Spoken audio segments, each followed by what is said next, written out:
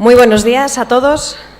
Os damos la bienvenida a esta primera jornada de prevención de úlceras por presión y, por supuesto, os damos también las gracias por el interés en una jornada en la que se va a hablar de cuidados, se va a hablar de trabajo multidisciplinar, se va a hablar de trabajar todos de la misma manera, de reducir la variabilidad. Antes de empezar, quiero que veamos un vídeo que tiene unos poquitos años, la declaración de Río de Janeiro sobre las úlceras por presión.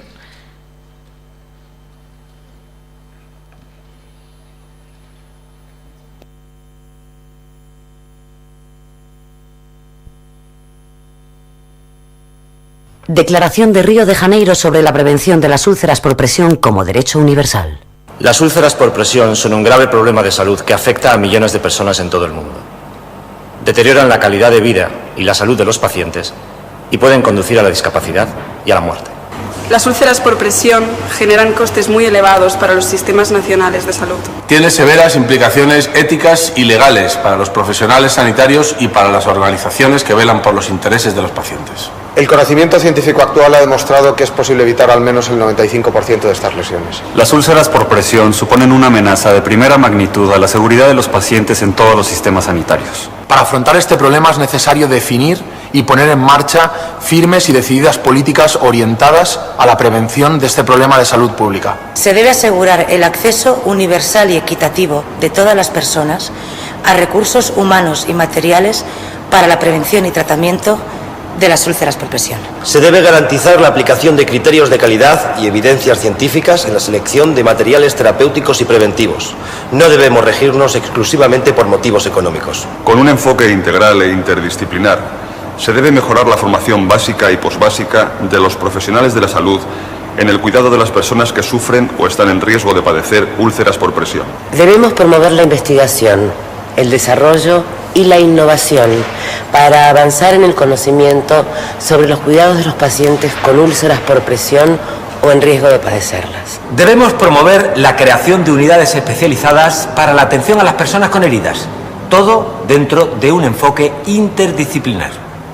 También la existencia de profesionales de referencia en cada entorno sanitario y en cada entorno social. Debemos fortalecer el liderazgo de la enfermería en el cuidado de estas personas, por ser estos los profesionales que poseen una formación idónea y la posición más adecuada en el sistema sanitario. Es responsabilidad de los Estados garantizar el derecho a la salud y a la vida de las personas.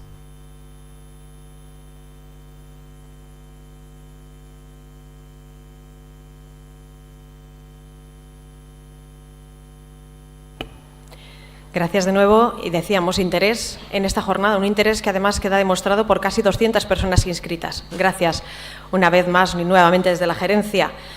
Más de 100.000 personas sufren en España cada año estas úlceras por presión. Son sobre todo personas mayores, son niños, son aquellas personas que deben permanecer durante un tiempo prolongado inmóviles, sobre una cama quizás, sobre una silla de ruedas.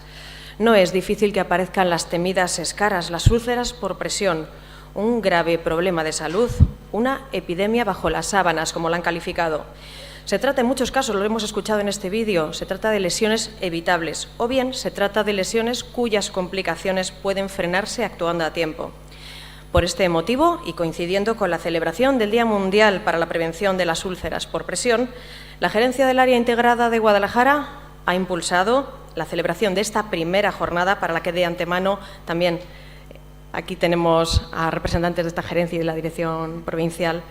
Agradecen este interés demostrado y que queda patente en el número de profesionales sanitarios que se han inscrito, demostrando el interés por mejorar en el cuidado a los pacientes y, sobre todo, ante un problema habitual que puede tener gravísimas consecuencias, y desde la premisa de que el trabajo que se realiza en torno a este problema de salud es un indicador de la calidad de los cuidados que se están prestando. Y el interés por dar protagonismo en el cuidado tanto al paciente como a sus cuidadores, trabajando coordinadamente en todos los niveles asistenciales para evitar la aparición de las úlceras por presión o evitar sus complicaciones. Por eso, a lo largo de esta jornada vamos a poder escuchar a facultativos, a profesionales de enfermería, de atención primaria, de atención especializada, también a profesionales procedentes de centros sociosanitarios, también profesores y, sin olvidar, a los profesionales del ámbito de la gestión, entre otros. Todos ellos personas con mucho que aportar a la hora de hablar y abordar este problema de salud. Ponentes de reconocido prestigio y demostrada experiencia para hablar de úlceras por presión y de otras lesiones, cómo tratarlas, su impacto en la persona y también en la comunidad y aspectos legales o de responsabilidad. Contamos en esta inauguración con la presencia de la directora médico del Área Integrada de Guadalajara, que viene, no se ha podido incorporar en este momento la directora gerente Isabel López San Román por un pequeño problema y esperamos que se vaya incorporando en los próximos momentos. También nos acompaña la directora provincial de Sanidad, Margarita Gascueña, y la directora de Enfermería de este área de salud, Ángeles Martín Octavio. Y para proceder a esta inauguración, toma la palabra en primer lugar Ángeles Martín Octavio. Gracias. Buenos días.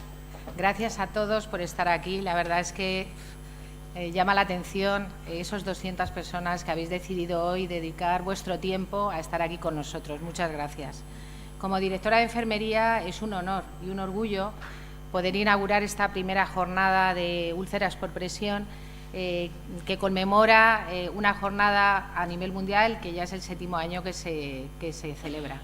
Quiero dar las gracias, aunque no esté aquí en este momento, estará a lo largo de la mañana, como nos ha dicho Cristina, a nuestra gerente de la Gerencia Integrada, doña Isabel López San Román, que desde el primer momento que le hablamos de la celebración de esta jornada, pues nos apoyó de forma incondicional. A nuestra directora provincial, Margarita Gascueña, que está en todos nuestros eventos desde el principio hasta el final, apoyándonos también y colaborando en cualquier cosa que la solicitemos. A las demás direcciones que también han colaborado en la organización y nos han apoyado, a los conferenciantes, a los ponentes, que cuando nos pusimos en contacto con ellos no dudaron en estar hoy aquí, se lo agradecemos. Son gente de gran prestigio que van a hacer de esta jornada una jornada interesante y con un gran valor. A los moderadores que van a estar también con nosotros en las mesas. Y a todos ustedes, que es lo más importante de esta jornada, ¿no? Que nos va a permitir el poder divulgar todos nuestros conocimientos, todas las experiencias que vamos a compartir, estudios y al final sumar y aprender.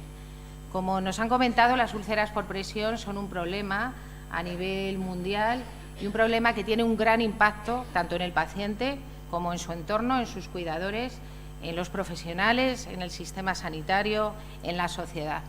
Un impacto que conlleva muchos problemas, un aumento de la estancia media del paciente, un aumento de los gastos sanitarios, unos costes intangibles de los que casi nunca hablamos, pero que están ahí y que suponen que el paciente cambie su forma de vivir. No solamente vamos a hablar de úlceras por presión en esta jornada, sino de otro tipo de lesiones que cambia el proceso de cicatrización, su proceso se enlentece, se cronifica y al final se convierten en lesiones complejas, lesiones tórpidas, que desde luego van a cambiar el pronóstico del paciente, con las comorbilidades que cada uno tenga, van a hacer que ese proceso sea más complejo, pudiendo poner en peligro la vida del paciente. Por todo esto, no hay otra manera que reflexionemos en el arte del curar, en la forma del curar, que hablemos de un lenguaje común, de diseños metodológicos y de criterios de calidad, que estudiemos, que investiguemos el origen de cada lesión, qué objetivos nos vamos a marcar, qué acciones cuidadoras y qué recursos vamos a utilizar, teniendo un conocimiento de los recursos que nos permite, dentro de lo que dispongamos, de utilizar el recurso que va a tener un impacto más positivo en ese tratamiento. Quizá os haya llamado a muchos de vosotros, a ustedes, os haya llamado la atención la foto del programa y podéis haber dicho, ¿por qué unas manos? ¿Por qué no un talón que apoya? ¿Por qué no una cabeza? ¿Por qué no otra zona del paciente que pueda sufrir un riesgo de un deterioro tisular? Nosotros pensamos que hoy hablábamos de la esencia del cuidar, hablábamos de una dimensión mayor, hablábamos del esfuerzo profesional, personal y emocional que tenemos que hacer al dar la mano al paciente y con su dignidad acercarnos a la humanización del cuidado. Espero que todos ustedes disfruten mucho de esta jornada que hemos preparado con gran ilusión y gran esfuerzo y sea interesante para ustedes. Y doy paso a la directora provincial Margarita Gascoigne.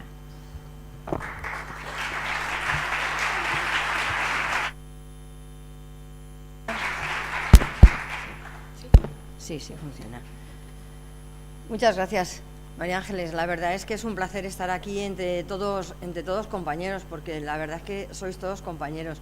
Y me impresiona ver este salón de actos abarrotado de gente que tiene muchísimas ganas de innovar, de aprender, de investigar y de trabajar en el día a día. Yo no debía estar hoy en esta mesa porque debía estar Jesús Fernández, que es el consejero de Sanidad de la Junta de Comunidades, pero les han convocado a un consejo interterritorial, entonces no ha podido acompañarlos. También iba a venir Regina Leal, que otra causa de fuerza mayor pues también le ha impedido estar aquí con nosotros, así que al final me ha tocado a estar aquí con vosotros, que la verdad es que para mí es un placer. Y hablar del tema de las úlceras por presión, a mí en mi carrera profesional, durante mi trabajo asistencial, ha sido un problema que me ha preocupado muchísimo. Tengo compañeras ahí que en mi centro de salud, en el GUSUL, siempre hemos estado muy preocupados por este tema, porque la verdad es que no sé si esto es muy correcto decirlo, o políticamente correcto. Yo siempre he pensado que una úlcera por presión era un fracaso de la intervención de enfermería. Yo creo que tenemos que estar súper pendientes de nuestros pacientes para evitar, porque creo que el mejor tratamiento de una úlcera por presión es evitarla. Hay que prevenirla. No podemos consentir que un paciente esté 3 días inmovilizado y tengamos 4 o 5 meses de cura, como algunos trabajos de los que hemos realizado nosotros en el que una persona está 3 días sin moverle un talón, por decir un caso concreto, y hemos tenido que estar 5 meses haciéndole curas diarias, con lo que eso conlleva el desgaste para el paciente, para el profesional, el deterioro para la familia, para el sistema sanitario. Yo creo que nosotros somos gerentes de los recursos de todos los ciudadanos y que tenemos que velar un poco para que estas cosas que son indicadores de calidad de nuestra profesión. Entonces, tenemos que estar día a día, como estoy segura que estamos, porque yo creo que esta epidemia va a menos, va a mucho menos. Yo me acuerdo que cuando empezamos a trabajar era un problema gravísimo y yo creo que por el esfuerzo de todos vosotros es una epidemia que está reduciéndose mucho gracias al trabajo de cada día de cada uno de los profesionales. Poco más deciros que agradeceros que estéis aquí, que todo lo que vosotros aprendáis aquí hoy lo transmitáis a vuestros servicios, que no os lo quedéis, que lo debatáis, que reflexionéis en vuestros servicios, que habléis con vuestros compañeros y que tengáis vuestras sesiones donde os informéis, donde renovéis vuestros conocimientos a la hora de utilizar unos tratamientos u otros, que la evidencia científica nos dice por dónde tenemos que ir, qué podemos utilizar y que todo ese arsenal terapéutico que tenemos lo conozcamos y lo apliquemos en nuestra actividad diaria. Así que nada más, muchísimas gracias por estar aquí y esto de verdad refleja el interés que tenéis todos de que esta epidemia la podamos combatir. Muchísimas gracias.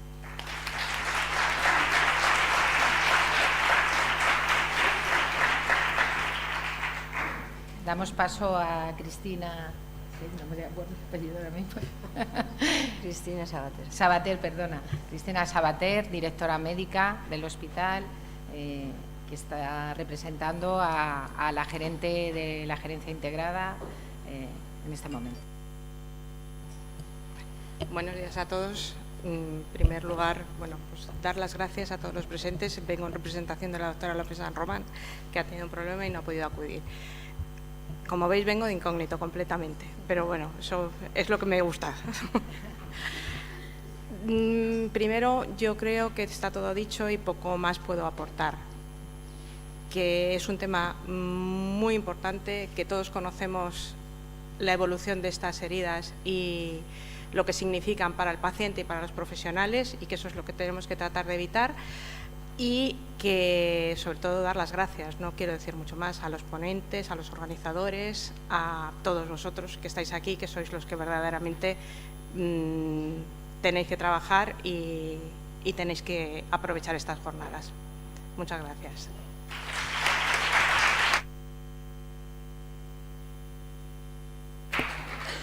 Muchas gracias. Ya podéis regresar a vuestras butacas y vamos a dar comienzo con esta primera jornada de prevención de las úlceras por presión.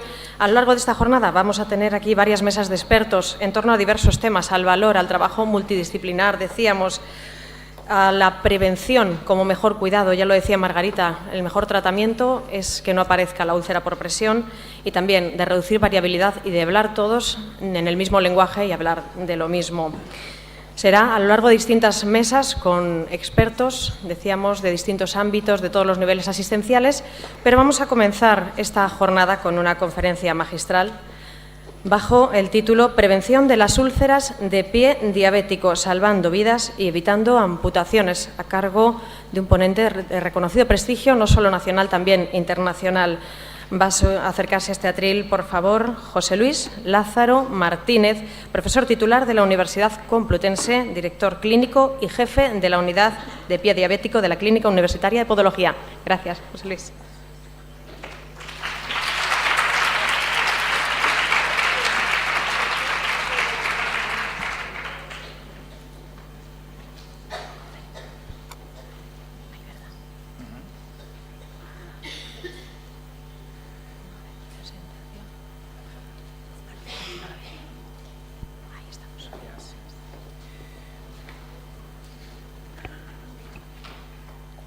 Muchas gracias. Buenos días a todos. Para mí es un placer estar aquí esta mañana impartiendo esta conferencia magistral, que representa también un honor, aparte de un placer. Agradecer especialmente a María Ángeles, la directora de Enfermería, su invitación. Nos conocemos hace muchos años y es un placer encontrarte gente a lo largo de tu recorrido vital y seguir viendo que tienen las mismas ganas de hacer cosas y de luchar que hace cuando nos encontramos, que éramos más jóvenes, ¿verdad? Bueno, en fin, les voy a hablar de pie diabético, que es lo que yo me dedico y a lo que suelo ir dando conferencias por muchos sitios y muchos lugares, y sobre todo de algo que es muy importante, que es prevenir el pie diabético. Antes se ha hablado de la prevención de las úlceras por presión. El pie diabético en algún sentido es una úlcera por presión en el pie, por lo tanto es también parte de una herida que suscita y que tiene un importante interés desde el punto de vista sanitario, pero sobre todo porque no solamente prevenir pie diabético es prevenir una herida, sino que es prevenir amputaciones y es, como pone en el título de mi conferencia, salvar vidas. Seguro que en algún momento han oído hablar del efecto mariposa, la teoría del caos. Bueno, se llevó al cine a través de una película de Hollywood y, bueno, es un poco un planteamiento que se hizo de ciencia ficción, pero realmente es una teoría que está demostrada por un meteorólogo, el cual vino a decir que el aleteo de una mariposa podría provocar, el aleteo de una mariposa en Corea del Sur podía provocar un tifón en Nueva York. Y eso, que parece tan sumamente metafísico, realmente lo que viene a resumir es que de un pequeño problema puede haber una consecuencia desastrosa, o de un pequeño cambio en la condición de algo puede dar lugar a una consecuencia grave. Un pequeño cambio en un proceso de salud de una persona puede acabar con una consecuencia grave. Y es más o menos lo que, perdón, no sé por qué se ha ido para atrás, es más o menos lo que ocurre con el pie diabético, el efecto mariposa. Voy a intentar contarles por qué. Miren ustedes, a lo largo de la vida la prevalencia de una úlcera de pie diabético es del 25%. Eso significa que más o menos un paciente diabético se enfrenta a tener una úlcera de pie diabético en un 25% de todos los diabéticos a nivel global. Y todo empieza por algo que le ha hecho mucho daño al pie diabético. Yo siempre uso este chascarrillo en mis conferencias. El diminutivo. ¿Ustedes saben que el diminutivo reduce la atención que ponemos en las cosas? Pues todo empieza por reducir la atención en la ulcerita en el dedito. Y eso es lo que tiene este paciente, una ulcerita en el dedito. Y por eso, pues para muchos profesionales sanitarios eso es algo que no es grave. No me imagino a nadie corriendo por este hospital porque le avisen que hay alguien con una ulcerita en el dedito. Pero ¿qué ocurre con esa ulcerita en el dedito? Recuerden, empieza el aleteo de la mariposa. Miren, el 60% de las úlceras de pie diabético se infectan y eso va a producir una complicación grave en los pacientes que probablemente va a conducirles a la amputación. Aproximadamente el 25% de las úlceras infectadas van a acabar en una amputación. Y después de esa amputación, ¿qué ocurre? Pues que el paciente va a tener una herida o una úlcera de pie diabético en el cual, miren, el 70% de las úlceras de pie diabético se mantienen sin cicatrizar tras 20 semanas de tratamiento. Eso son lo que nos aporta los resultados. Significan que son pacientes con poca tendencia a la cicatrización o con una evolución tórpida al cierre, al manejo de esas heridas. ¿Y qué ocurre? Que aquellas úlceras que cicatrizan, o las que ustedes ya les dan el alta y les dicen al paciente que están muy contentos porque después de 6 meses de haber estado tratando y luchando al paciente para salvarle la pierna, le dejan caminar, el 65% de las úlceras se reulceran, o de los pacientes, mejor dicho, se reulceran a los 5 años. Esto es el never ending history, la historia interminable. Quiere decirse que ustedes les dan el alta al paciente después de una intervención de cirugía vascular, de una amputación, de una intervención de enfermería, de estar meses recibiendo recursos, y el paciente a las 2 semanas aparece por el centro de salud con una nueva herida. Miren, 70% a los 5 años se reulceran. El problema es que un paciente sometido a una amputación menor, perdonen, pero es que hay un duendecillo que me toca el ordenador. El problema es que un paciente sometido a una amputación menor tiene un 30% de riesgo de sufrir una amputación mayor en los 3 años siguientes. Significa que a veces lo que se considera como una intervención banal o incluso un registro de calidad de un sistema o de una unidad de pie diabético es, sin duda, una complicación futura en un paciente que puede acabar con una amputación mayor. Ayer fue el Día Mundial de la Diabetes. Y yo hice un ejercicio en las redes sociales y pedí a la gente que esperaran 30 segundos. Y se hacía eterno, ¿no? Una vez han oído la radio y el locutor ha dejado de hablar 10 segundos y empiezas a tocar los botones porque piensas que algo se ha estropeado. El silencio. Miren, cada 30 segundos se amputa una pierna por la diabetes en el mundo. Significa que en la mañana que van a estar aquí va a haber muchos pacientes amputados a consecuencia de la diabetes. Y todo empezó por ese pequeño aleteo de la mariposa, por esa ulcerita en el dedito, por ese diminutivo que probablemente se fue complicando hasta hacer que el paciente pierda la pierna. ¿Y qué ocurre en España? Miren, en España algo ha pasado en los últimos años. Hemos mejorado, pero todavía tenemos que mejorar mucho más. Está en el puesto 14º de los países de la OCDE en tasas de amputación. Está bien, porque estos son datos del año 2013. En el año 2006 estábamos en el 2º puesto. Con lo cual, bueno, hemos avanzado, hemos ganado y por lo tanto probablemente estamos haciendo las cosas mejores. Pero duplicamos, cuadriplicamos y cuntiplicamos a países de nuestro entorno de la Unión Europea. Italia, tenemos tasas de amputación 5 veces mayor que en Italia. ¿Por qué un paciente en Italia tiene que tener menos probabilidades de amputarse que un paciente en España? ¿Es eso justo? Pregúntenselo a los diabéticos a ver qué piensan. Pero cualquiera de nosotros, creo que no. ¿Es nuestro sistema sanitario peor que el italiano? Yo creo que no. El otro día salía una noticia, el 2º sistema sanitario mejor del mundo es el español. Por lo tanto, ¿qué está fallando? Probablemente la atención y el manejo en estos pacientes para que no los atendamos con la misma profesionalidad, experiencia, especialización que en otras patologías donde somos líderes mundiales. El problema de cuando un paciente se amputa es que no solamente se va a reulcerar, sino que la amputación está ligada a mortalidad. Miren, la supervivencia a los 4 años de un paciente con una amputación mayor es del 40%. Y ustedes dirán, ¿eso es mucho? ¿Eso es mucho o es poco? Miren, no solamente que el paciente tenga una amputación se va a asociar con mortalidad, sino que el hecho ya de tener una úlcera de pie diabético está asociado con riesgo de mortalidad.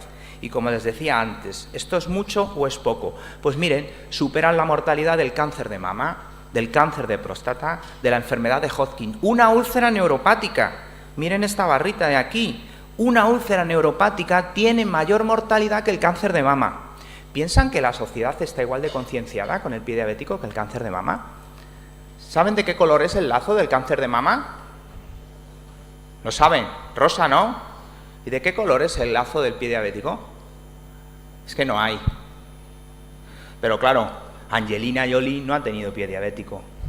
El impacto de las personas que tienen esta enfermedad no son famosos, no son políticos, no salen en la televisión, no son periodistas, sino que son a veces nuestros abuelos, nuestros ancianos, que reciben amputaciones, que acaban en una sillita de ruedas, aparcados en el salón de boda, en una esquina para que no molesten. Somos así de hipócritas, señores, y tenemos que concienciarnos de ello porque estos pacientes también nos necesitan.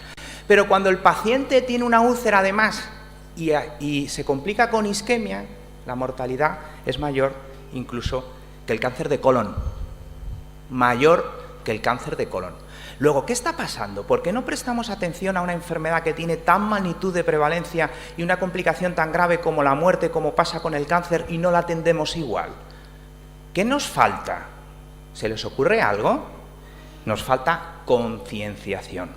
Concienciación social, concienciación de los pacientes, concienciación de los profesionales sanitarios, porque si esa concienciación no existe, ese aleteo de mariposa va a seguir siendo un diminutivo, ulcerita en el dedito. Cuando hablamos con los políticos y nuestros gestores, ustedes se están peleando todos los días con los gestores porque quieren que le compren una nueva camilla, un nuevo ordenador, una impresora, un apósito, un Doppler, un aparato de rayos X. Todos los días nos tiramos peleando con ellos. Y los gestores son personas que han nacido para decir casi siempre de primeras no. ¿Verdad? Ustedes llegan allí y lo primero que reciben casi siempre es no. Y cuando ya le convences a que te dice a lo mejor, te dicen, bueno, pues convénceme de por qué. Y tú le dices, mira, es que esto cuesta mucho dinero. Dice, pero bueno, ¿cómo va a costar mucho dinero? Pues sí, mire, en Estados Unidos cuesta más dinero que cualquier tratamiento de cualquier cáncer. Y el cáncer no solamente es una intervención directa, una hospitalización y una cirugía, sino que es un paciente que en remisión recibe un montón de visitas continuas. ¿Y cómo es posible que un pie diabético cueste más que un cáncer? ¿Ustedes saben cuánto vale al mes una úlcera de pie diabético? 2.000 euros. Ahora hagan una sencilla fórmula matemática. Hagan la prevalencia de los pacientes de diabetes de la provincia de Guadalajara, un 25% que sufrirá una úlcera, y multiplíquenla por las más o menos 20 semanas que tarda en curarse una úlcera neuroisquémica, que es la mayoría de las úlceras de pie diabético, las multipliquen por 2.000 haciéndolo en meses. Es decir, fíjense la cantidad de dinero que nos estamos gastando.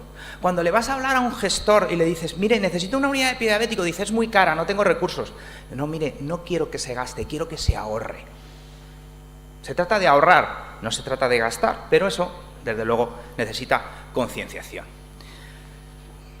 Muchos mensajes negativos para empezar la mañana, que dan ganas casi de, no sé, es decir, esto es desesperante, son datos pues que a todo el mundo nos abruman, porcentaje altísimo de pacientes, porcentaje altísimo de amputaciones, una altísima mortalidad, reulceraciones, paciente complejo que vuelve una y otra vez. Bueno, hay que pensar en positivo, ¿no? Vamos a pensar en que vamos a intentar en cambiar las cosas, y cada uno de ustedes, de los que están aquí sentados, cada uno en su rol, enfermeros, médicos, industria, gestores, políticos, cada uno puede hacer algo por cambiar las cosas, que es prevenir. El 80% de las úlceras de pie diabético se pueden prevenir. Ustedes fíjense, si ustedes les dicen, mire, gasto mucho en calefacción, cierre las ventanas de su casa, Gasto mucho en calefacción, tiene que sellar las puertas. Gasto mucho en calefacción, baje el termostato. Fíjense, todas las cosas que hacemos diariamente no las magnificamos en el ámbito general. ¿Por qué no? Vamos a intentar, aunque solamente sea por hacer más sostenible nuestro sistema sanitario, en prevenir las úlceras de pie diabético, que se pueden prevenir en un 80%. ¿Y cómo se pueden prevenir? Lo que es muy importante es que conozcamos sus factores de riesgo. Cuando hablamos de factores de riesgo, tenemos factores de riesgo generales y locales. Miren, va desde una diabetes mal controlada, un paciente que tiene ceguera por una nefropatía, por una retinopatía, un paciente con enfermedad renal, un paciente añoso, un paciente con neuropatía, un paciente con deformidad, un paciente con callosidades. Fíjense, los factores de riesgo ya nos hacen ver de que esto es algo multidisciplinar. Se necesita la concienciación y participación de todos, porque el endocrino tiene que hacer su papel en el control metabólico, porque el vascular tiene que hacer su papel en el control de la enfermedad vascular periférica, porque hay que controlar el deterioro visual del paciente, porque hay que controlar el estado renal, porque hay que verle si el paciente tiene deformidades, porque hay que ver si el paciente es neuropático, porque hay que ver si el paciente tiene callos. Esto es multidisciplinar. ¿Hay un solo profesional que pueda dar solución o diagnóstico, ya no solución, diagnóstico a todos los factores de riesgo que tiene el pie diabético? Yo no lo conozco. Lo que ocurre es que a veces se plantean hacer unidades de pie diabético con el hombre orquesta, es decir, toca la trompeta, da el tambor, toca el saxo, toca el piano.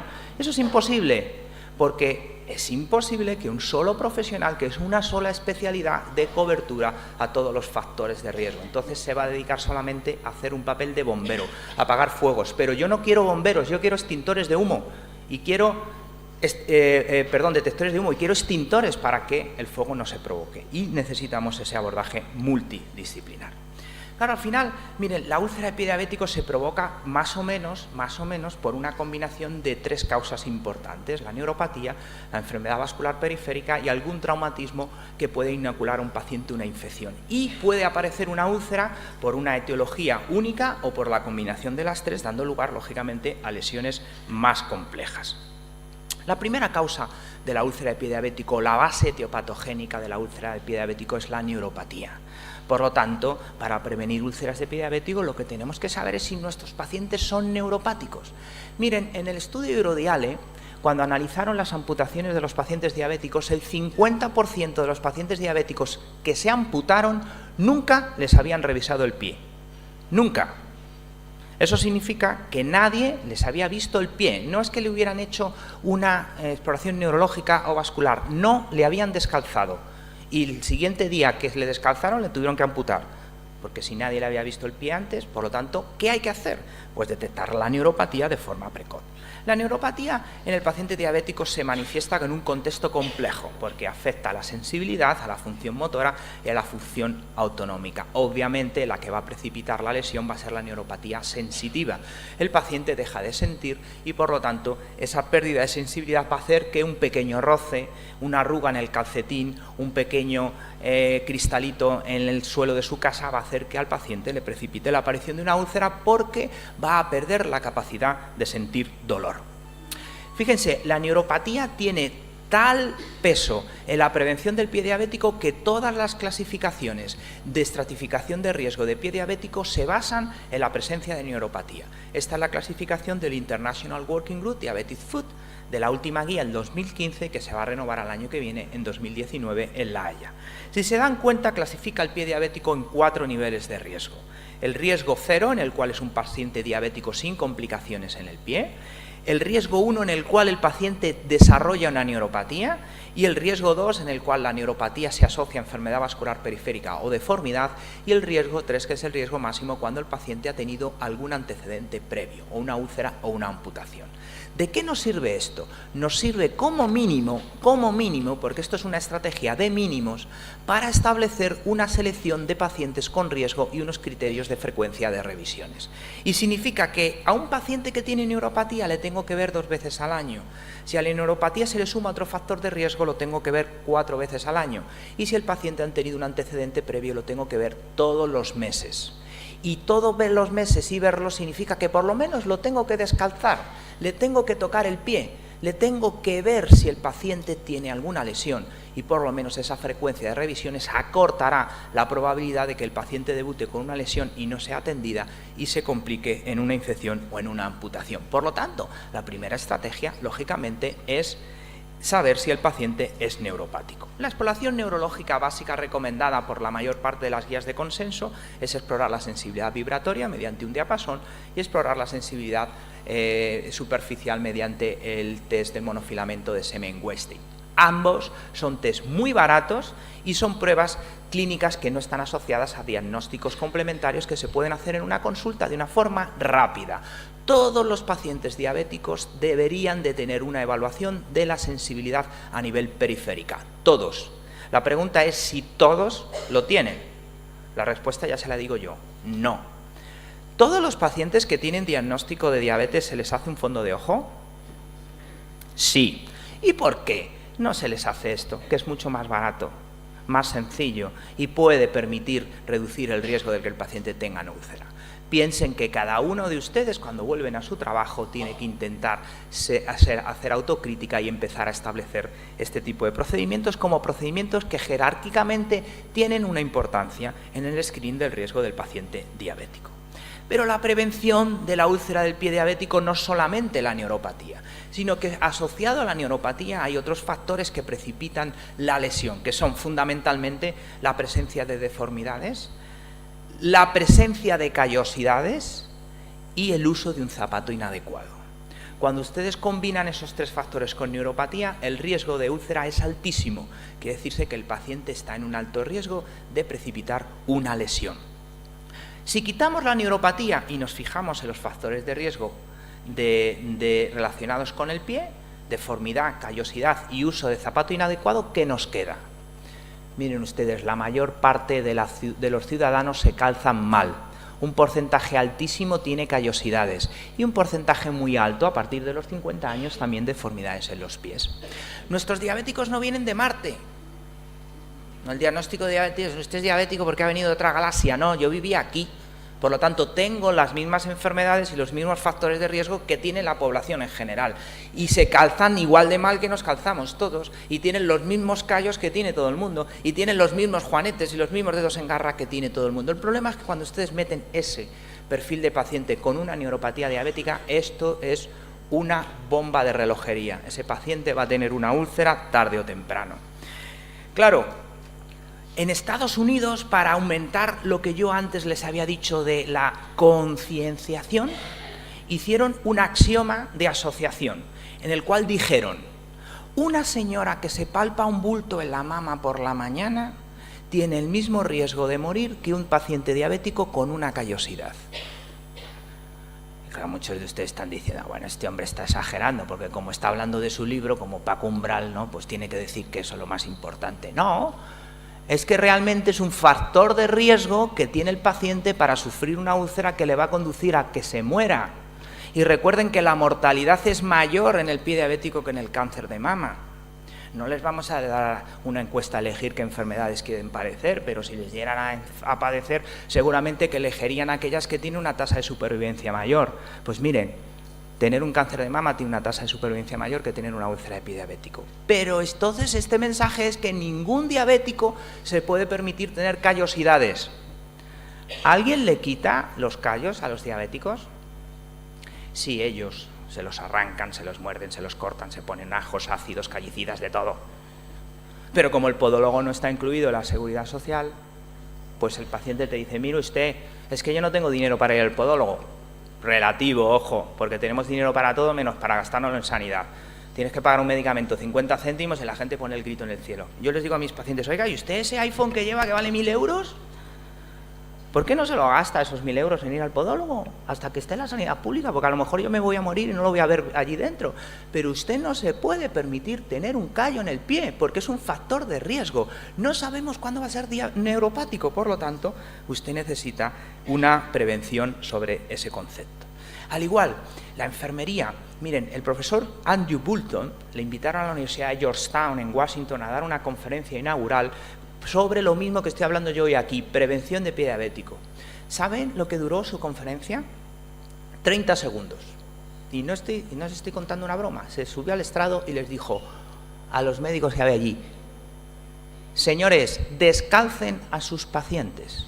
Y se bajó. Es la mejor forma de prevenir. Vean los pies de sus pacientes. Ustedes ven que un paciente tiene un dedo en garra, un dedo en martillo, tiene un juanete, tiene una deformidad, ese paciente es de alto riesgo. Si tienen callos, esos pacientes es cuestión de tiempo. El callo es como un estropajo scorbreaker que va ahí en el pie haciendo un efecto de cizallamiento que se va moviendo cuando el paciente camina y que al final, cuando el paciente deja de notar, cuando lo levanten hay una úlcera. Pero el problema es que a veces se tardan 3, 4, 5, 6 meses en aparecer porque al paciente no le duele. Y como no le duele, no acude al médico, ni va al podólogo, ni pregunta a nadie porque sencillamente va tan tranquilo caminando sobre esas callosidades. Luego hay otros factores ya más complejos que necesitan probablemente una mayor especialización en la prevención, como es analizar la rigidez articular, es decir, la movilidad del tobillo del paciente, que se reduce en los pacientes diabéticos, la movilidad del primer dedo, que se reduce especialmente en los pacientes diabéticos y que por eso es tan frecuente las úlceras en el primer dedo. Y por eso, ahora si yo les digo, ¿ustedes han trabajado alguna vez en un servicio de cirugía general o cirugía vascular donde venían pacientes infectados y se les amputaba? ¿Cuál era el dedo que más se amputa? El primer dedo, porque es donde se localizan prioritariamente las úlceras y fundamentalmente porque ese dedo se queda rígido con la diabetes y evidentemente eso hace que el paciente tenga ahí lesiones que se complican y que pueden conducirle a la amputación. Luego, un pie plano. Nosotros tenemos publicaciones y hemos demostrado que el pie aplanado, una huella insuficiente, es más tendente a tener úlceras. Si ahora mismo hiciésemos un test aquí, descálcense todos, vamos a verle los pies cómo los tienen. Más del 60% tienen un pie pronado. Pero no tienen que ir al Decathlon a que se lo diagnostique. Saben que hay un chaval que les vende las zapatillas de deporte, el mismo que repone las bolas de golf, y les trata su pie diciéndole si es pronador o si es supinador. Bueno, pues el ser pronador es un factor de riesgo. Y esos pacientes tiene que haberle alguien visto el pie antes para decir si tiene una función alterada. Ustedes se imaginen hacer una unidad coronaria sin cardiólogos. ¿Por qué se hacen unidades de diabéticos sin podólogos? No es que cuesta mucho dinero. ¿Cuánto? ¿Cobra más un podólogo que un cirujano vascular? ¿O que un enfermero? Yo creo que no, ¿eh? Por lo tanto, la excusa no es de dinero, la excusa es de organización. Miren, las deformidades digitales simplemente son un factor de riesgo en sí mismas porque ¿qué ocurre? Que estos pacientes van a recibir presión en dos zonas de riesgo porque son prominencias óseas. Esas prominencias óseas fundamentalmente van a ser el dorso del dedo y la punta. ¿Y por qué reciben presión? Por un calzado inadecuado. El calzado es el principal factor externo de herida. Sobre todo la puntera, porque aunque ustedes les digan al paciente cómprese un zapato ancho, la puntera a veces es muy estrecha y esa puntera va a hacer que el dedo quede apretado y desarrollen úlceras en el dorso y en la punta del dedo. Recuerden el aleteo de la mariposa. Ulcerita en el dedito. Este es el principio muchas veces de un problema que el paciente no tiene solución. Así vienen nuestros pacientes calzados a la consulta. ¿Qué les parece? Una barbaridad. ¿Por qué? Pues porque no han encontrado un zapato donde les quepa el pie y no les roce. Y entonces se hacen sus arreglos. El sentido común del ciudadano ha superado al Consejo de Educación Terapéutica. Ustedes, las enfermeras, tienen una fuerza increíble sobre el consejo que le pueden dar al paciente. Y le tienen que dar un consejo al diabético: cálcese bien, gástese menos dinero en una camisa y más en el zapato, busque un zapato que le sea adecuado, que no le apriete, que tenga una anchura especial, que tenga una puntera con una altura especial. Porque miren, si no, lo que pasa, este es el mismo pie sin calzar y calzado. Cuando lo calzan, fíjense, el pie se reduce porque es elástico, pero en un paciente diabético ese roce le puede dar lugar, si es neuropático, a la aparición de una úlcera y por lo tanto tener una complicación. Nosotros creemos que el calzado se debe de prescribir en estos pacientes como un antibiótico. ¡Qué barbaridad! Sí, porque si yo le dejo a mi paciente que se compre el zapato por sí solo, yo me lo pongo siempre el mismo ejemplo, me lo imagino como el perrito ese del anuncio de Él nunca lo haría, mojado en medio de la carretera.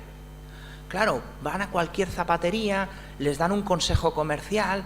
Yo siempre cuento el mismo chascarrillo. Estando yo en el Corte Inglés comprándome unos zapatos, la dependiente de al lado, una señora intentando comprarse un zapato metiendo unas plantillas.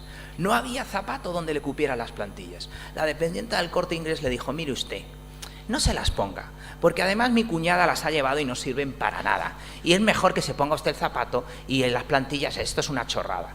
Y la señora se fue con los zapatos y las plantillas puestas, porque evidentemente la vendedora del Corte Inglés tenía mayor capacidad comercial que el podólogo que le mandó las plantillas. Por lo tanto, eso ocurre y hay que guiar al paciente sobre la compra de un zapato. Miren, una pequeña muestra de cómo un zapato influye en el pronóstico de un paciente con una úlcera. Nosotros hicimos este estudio donde comparamos un zapato con una suela flexible y con una suela rígida. Es el mismo zapato, lo único que ha cambiado es la rigidez del material de la suela. Y miren los resultados del estudio. Cuando comparamos el grupo de tratamiento con el grupo control, en el grupo de tratamiento se ulceraron 7,4 pacientes, en el grupo control 28,7, es decir, hubo una diferencia casi de un 20% de mayores úlceras en pacientes por llevar suelas más blandas. Luego, fíjense, el concepto de una persona sobre un zapato cómodo es un zapato flexible. La zapatilla de estar por casa, error. Ese es el peor zapato que puede llevar un paciente diabético porque el mejor zapato que puede llevar es un zapato con suela rígida, no el resto, pero la suela rígida reduce presiones y reduce reulceraciones. Claro, cuando decimos tengo que darle un mensaje al paciente sobre qué zapato tiene que llevar, pero la enfermera en atención primaria tiene un montón de dudas y un montón de cuestiones que tiene que saber resolver por sí mismas para dar ese mensaje de salud y a veces no está preparada. Miren, nosotros hemos trabajado, porque creemos que esa prevención se tiene que hacer en todos los ámbitos, en hacer una app que facilite la prescripción del calzado por enfermería. Y está especialmente hecha para enfermeras. ¿Por qué? Porque les da la solución acerca de qué tipo de riesgo tiene el paciente y qué solución ortopédica tuviera que llevar. Miren, es muy sencilla.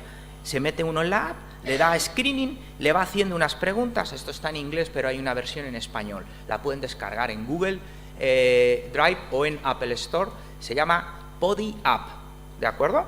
Y lo que hacen es que le va preguntando una serie de cosas, si el paciente tiene deformidades, si tiene neuropatía, si tiene enfermedad vascular periférica, si tiene algún síntoma relacionado con estos padecimientos y les da el nivel de riesgo que tiene el paciente. Ya con el nivel de riesgo les da unas recomendaciones y a las recomendaciones les suma el tipo de zapato que tiene que llevar el paciente. Fíjense qué sencillo, es ayudar a la enfermera en su consejo de salud, pero insisto, el consejo de la enfermera de primaria es capital. Hay que decirle al paciente el zapato que se tiene que comprar, no solamente las raciones de pizza que se puede comer o las horas de ejercicio que tiene que hacer. Es un mensaje de salud prioritario. Y ustedes, las enfermeras de primaria, son para eso fundamentales. Y yo creo que esto puede ser una ayuda importante para ayudar a sus pacientes. Ya yendo un poco más rápido para terminar en el sentido de otros factores de riesgo, está la enfermedad vascular periférica. Ciertamente no es un factor considerado a priori etiológico de una úlcera de pie diabético, pero sí que es un factor pronóstico. El problema es que, miren, en el año 2008 se decía que aproximadamente el 50% de las úlceras de pie diabético son o están complicadas con isquemia. Quiere decirse que aproximadamente el 50% de los pacientes que sufren una úlcera de pie diabético tienen enfermedad vascular periférica. La mitad, hoy en día, son más. Por lo tanto, ese factor pronóstico va a estar presente en la mayoría de nuestros pacientes. ¿Qué ocurre?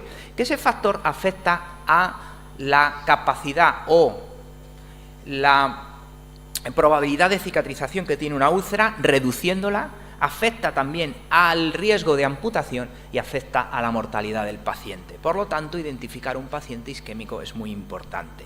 Esa enfermedad vascular periférica tiene unas características fundamentales en los diabéticos, pero fundamentalmente es crítica o difícil de manejar porque es una enfermedad infragenicular. Significa que afecta a los vasos por debajo de la rodilla, donde técnicamente las técnicas de diagnóstico y revascularización son más complejas. Y el problema está en que estos pacientes no tienen el síntoma clásico de un paciente con enfermedad vascular periférica, que es la claudicación intermitente, y fundamentalmente porque tienen neuropatía que les impide que aparezca ese síntoma. La recomendación clásica es que hagan en cualquier centro de atención primaria un índice tobillo-brazo para estos pacientes, pero el problema es que el índice tobillo-brazo en estos pacientes tiene una variabilidad diagnóstica importante a consecuencia de la calcificación arterial. ¿Esto qué significa? Que fíjense ustedes, nosotros en esta publicación que hicimos, el 50% de los pacientes con úlcera de pie diabético y un índice tobillo-brazo normal tienen enfermedad vascular periférica. Luego el índice tobillo-brazo es una prueba de descarte, de screening, solamente si el paciente no está ulcerado. Si el paciente está ulcerado, es mejor que intenten palparle los pulsos y si no tienen pulsos, mándenlo a un cirujano vascular o en todo caso siempre combinen la asociación entre índice tobillo-brazo y la palpación de los pulsos distales. Tener a un paciente con isquemia en su consultorio es meter al paciente en un congelador. Lo único que va a pasar cuando lo saquen es que si se pasa de fecha, como los yogures que ustedes meten en el frigorífico, se va a estropear y el paciente al final, si se pasa de fecha, se va a amputar.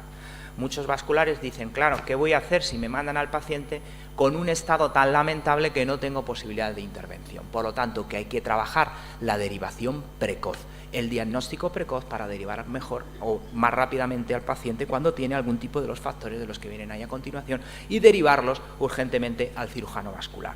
Recuerden, entre el 60 y el 70% de las úlceras de pie diabético que tratamos actualmente en Europa y en Estados Unidos son neuroisquémicas, por lo tanto van a necesitar al menos de una intervención diagnóstica de cirugía vascular. Diagnóstica, otra cosa es que el cirujano estime si el paciente es candidato o no de revascularizarse, pero al menos lo tienen que ver y nos tienen que decir qué capacidad tiene el paciente para cicatrizar y qué evolutivo, qué pronóstico van a tener, porque de lo contrario el paciente puede amputarse. Fíjense en el título de este estudio, lo publicó David Astron, es muy curioso, dicen nuestros pacientes han cambiado pero nuestras técnicas no. Quiere decirse que el perfil del paciente ha empeorado, pero seguimos tratándolos como si fuesen eminentemente neuropáticos. Y recuerden que mayoritariamente las úlceras de pie diabético son neuroisquémicas. Claro, el pie diabético, miren, no es una radiografía, no es una fotografía única, no es una enfermedad única, sino que son varias enfermedades metidas en una, por eso es un síndrome. Claro, un paciente con una úlcera no complicada lo puedo tratar en primaria, pero un paciente que se complica con infección o con isquemia lo tengo que mandar a una unidad especializada. Y si el paciente tiene una infección séptica, un cuadro séptico, tiene que entrar por una puerta de urgencias porque ese paciente se puede morir. ¿Qué intervención tenemos que hacer en cada una de las cosas? Tenemos que tener una buena transición entre los niveles, una buena comunicación y una derivación lo más rápidamente posible. ¿Cuál es el principal problema que tenemos actualmente en nuestros sistemas sanitarios en Europa? La derivación tardía. Se derivan tarde estos pacientes a las unidades especializadas. ¿Y por qué ocurre eso? Porque hay falta de concienciación. Miren, este artículo está basado en la concienciación que tienen los médicos de atención primaria en 4 países de Europa: Francia, Inglaterra, España y Alemania.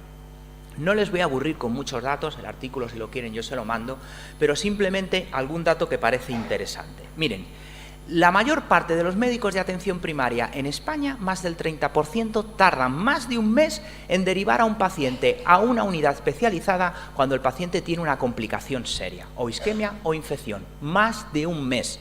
Significa que durante ese mes puede pasarle al paciente complicaciones que le lleven a la amputación. Hay un axioma muy característico en inglés que dicen time is tissue, el tiempo es tejido. Cuanto más tiempo pase en derivar al paciente, el paciente más pérdida anatómica va a tener. Pero lo curioso es por qué deriva el médico de atención primaria al paciente a especializada. Miren, cuando el dedo está gangrenado lo tienen claro, la mayoría de ellos, 90% dicen lo tengo que derivar. Pero fíjense, en el caso de tener una úlcera necrótica, una úlcera de pie diabético que tiene un fondo o un lecho con necrosis, por ejemplo, por poner un ejemplo, en España, más del 50% de los médicos de atención primaria no consideran eso como un criterio de derivación.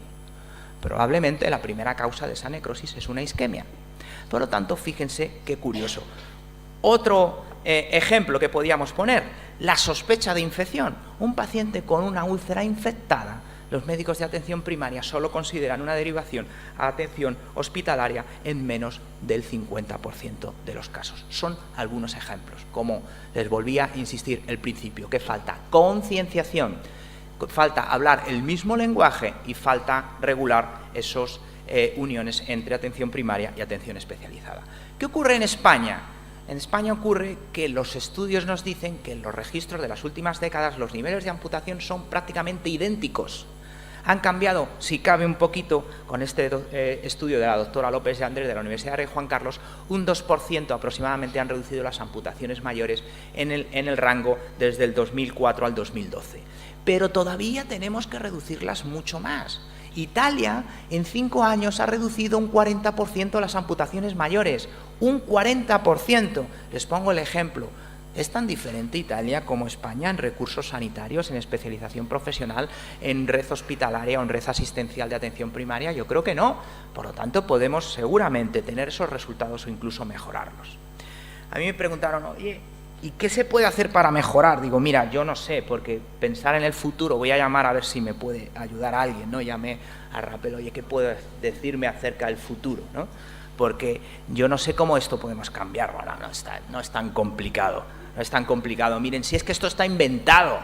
El problema es que en España nos cuesta mucho asumir y la implementación de ciertas cosas. Las guías de International Working Group Diabetes Food se editan cada 4 años y ya ahí insisten en que se necesitan modelos de atención en el pie diabético en todos los niveles asistenciales, en primaria, en hospitales terciarios y en especialidades de alta especialización. Quiere decirse modelo mínimo, modelo intermedio y modelo de excelencia. Y ya hay muchas demostraciones de cómo el trabajo multidisciplinar mejora las cosas. Este estudio es del año 97, hace 21 años. Ya se estaban diciendo que esto se puede reducir, que esto se puede salvar. ¿Cuál es nuestra situación en España? Miren, esto es un estudio que publicamos nosotros a través del grupo de trabajo de pie diabético de la Sociedad Española de Diabetes. Solamente el 13% de los hospitales de la red sanitaria pública tienen unidades especializadas de pie diabético, lo cual da lugar a cobertura de un 25% de la población. Significa que el 75% está desprovisto de esta atención especializada. Esto hay que cambiarlo. ¿Ustedes se imaginan que una señora con cáncer de mama le dijésemos que solamente un 13% de los hospitales de la red sanitaria pública pueden atender esa patología? La gente saldría a la calle, cortarían las carreteras. Pero ¿y por qué no pasa eso con el pie diabético? Concienciación. Por lo tanto, hay que actuar, pero hay que actuar no empezando la casa por el tejado.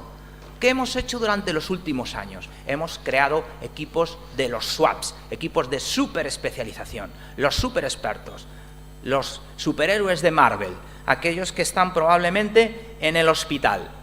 Pero ¿qué ocurre? Que necesitamos equipos intermedios, necesitamos equipos de seguimiento. ¿Puede un servicio de cirugía vascular revisar a todos los pacientes con úlcera previa o amputación previa todos los meses? No harían otra cosa. No bajarían al quirófano nunca, necesitan derivar a ese paciente a un centro que puede darles un seguimiento. Tiene que haber intervención de primaria, por supuesto, pero primaria también necesita tener un fast track con especializada. Si yo tengo un paciente con isquemia y tardo 4 meses en que me lo vea un cirujano vascular, ¿de qué sirve de que yo haga un buen diagnóstico? Por lo tanto, esto tiene que haber una conexión directa para que el paciente vaya yendo entre niveles con una interrelación y con un diálogo correcto para intentar reducir el número de amputaciones. ¿Cómo se organiza todo esto? ¿Esto es tan difícil? ¿Qué los diferencia a los españoles de otros países? Muchas cosas, no solamente las tapas, la tortilla de patata y las cañas. Muchas cosas, y a veces hay que ser autocrítico. Hay que huir de egos y endogamias. Cuando uno llega a un hospital, llega el jefe del servicio X y dice, no, el pie diabético lo hago yo, y el mío, y es tuyo, y el mío. No, miren ustedes, el pie diabético no es de nadie, el pie diabético es del paciente. Y el paciente es autónomo, y el paciente lo que quiere es que haya una serie de profesionales interrelacionados. Les puedo asegurar que no hay nada más bonito que trabajar en la multidisciplinaridad. Se aprende de los compañeros de otras especialidades, y no hay nada más reconfortante que otro especialista cuando reconoce tu trabajo. Yo nunca me he sentido tan bien valorado como por la enfermería, jamás. Mis compañeros de profesión nunca me han valorado igual. O por los cirujanos vasculares, jamás.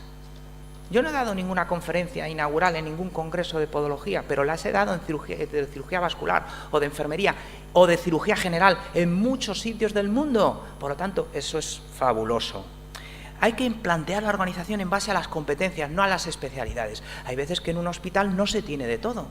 Pero si tú tienes un especialista quirúrgico, me da igual que sea vascular, ortopédico, plástico, general, y tienes un especialista médico, me da igual que sea endocrino, internista, cardiólogo, pero el de la pastilla con el del cuchillo lo pones juntos, los especializas y hacen situaciones fabulosas, fabulosas, salvo, lógicamente, en los casos donde realmente el problema está vascular, que van a necesitar, fundamentalmente, creo que es una de las competencias que es insustituible en estos casos, pero en aquellos otros, desde luego, porque no se pueden hacer. Hay que organizar la asistencia al paciente en cada estamento asistencial. Si ustedes crean una unidad de pie diabético en un hospital, traen los mejores especialistas del mundo, pero no lo conectan con primaria, es un fracaso. Y esos pacientes se van a seguir amputando, porque las unidades actúan como sumideros. Solo llega el desecho. Y el desecho, lógicamente, a veces no tiene otra opción que la amputación. Hay que trabajar en el concepto de remisión. Esto no es un paciente que cuando la úlcera se cierra ya se ha acabado el problema. Esto es un paciente oncológico. ¿Ustedes se imaginan a un paciente que recibe, por ejemplo, una cirugía por un tumor y el cirujano le dice, bueno, pues nada, hasta la próxima? Oiga, perdone, ¿cuándo tengo que volver a revisión? ¿Y cuáles son mis pruebas diagnósticas para saber si tengo una reactivación del proceso oncológico? Por lo tanto, lo mismo en el paciente con pie diabético. Son pacientes en remisión, necesitan seguimiento estrecho.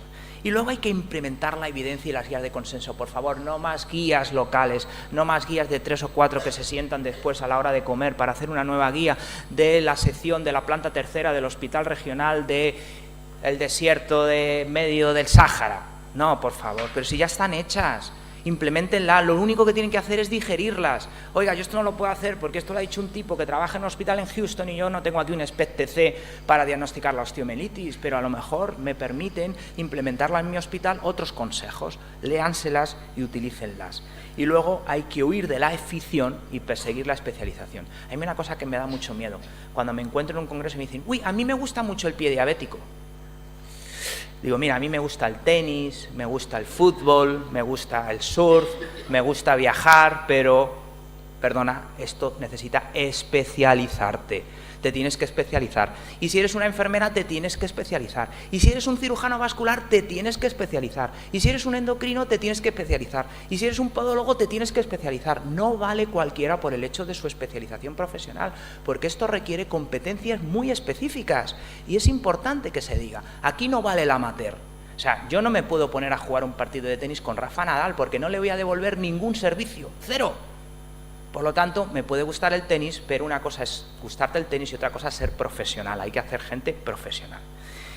Ya para ir terminando, me voy a despedir con una frase que dijo Napoleón, que dice, ¿cuál es el problema de por qué esto a veces no funciona? Dice, si quieres que algo se haga, nombra un responsable. Si quieres que algo no se haga, nombra un comité. Cuando sientas en una mesa 30 tipos distintos, 15 tipos distintos para sacar algo, nunca se hace. La verdad que esta frase, que es de Napoleón, se le ha oído de repetir tanto al doctor Alfayate, que ya se la atribuyo a él, al doctor Alfayate, cirujano vascular del Hospital de Alcorcón, porque la repite mucho y porque ha habido la experiencia de formar una unidad de pie diabético que creo que es ejemplo de las unidades de pie diabético en España, en un modelo de atención multidisciplinar y que da unos excelentes resultados y de lo cual yo me siento orgulloso de haber podido participar en su desarrollo. Nada más y muchas gracias por su atención.